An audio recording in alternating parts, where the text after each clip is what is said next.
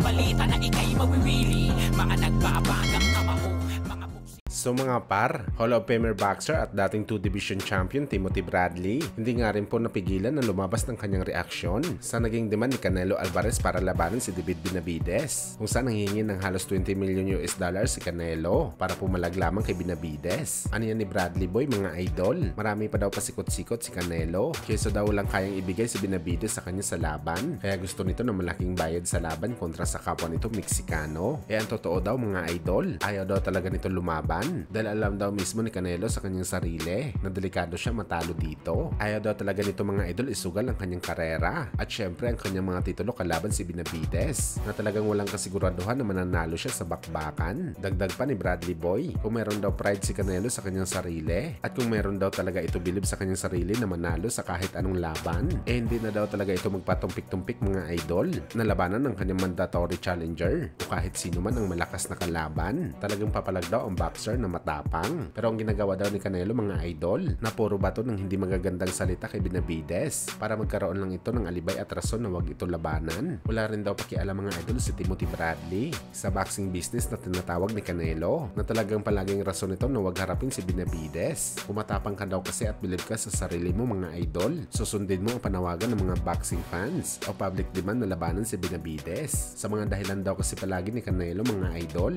akala niya na absuelto ito sa obligasyon niya kay Benavidez. Ang hindi daw nito alam mga idol, ito daw ang nagdadala ng dumi sa kanyang resume bilang upcoming legend sa boxing sports.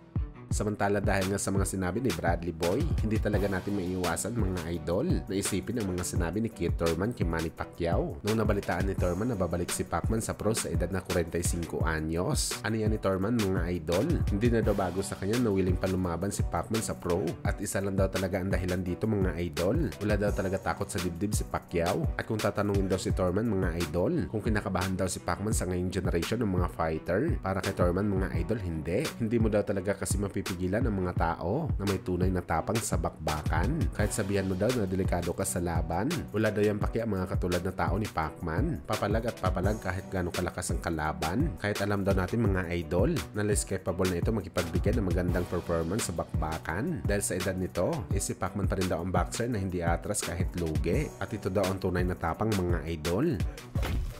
Sa kabilang banda naman mga idol, Mike Tyson tinawag na stupido si Jake Paul, kung saan sa latest panayam nga po ng dating most feared boxer na si Mike Tyson, kung sa pag-aakala daw ni Jake Paul na tinanggap niya daw ang laban dahil sa pera nakikitain niya dito sa bakbakan, isang malaking stupid daw si Jake Paul. Wala daw bilang para kay Mike Tyson ang pera, tanging habol niya daw sa laban, ang patulogin at pagretirohin si Jake Paul na maaga sa boxing. Ito daw ang goal niya mga idol at hindi ang pera. Well, nagpapahiwatig lang talaga ito mga idol na wala talaga balak mag-joke si Mike Tyson sa kanilang laban ni Jake Paul na kung may pagkakataon na lumpuhin niya ito sa laban, talagang lulumpuhin talaga ito ni Mike Tyson sa ibabaw ng boxing ring.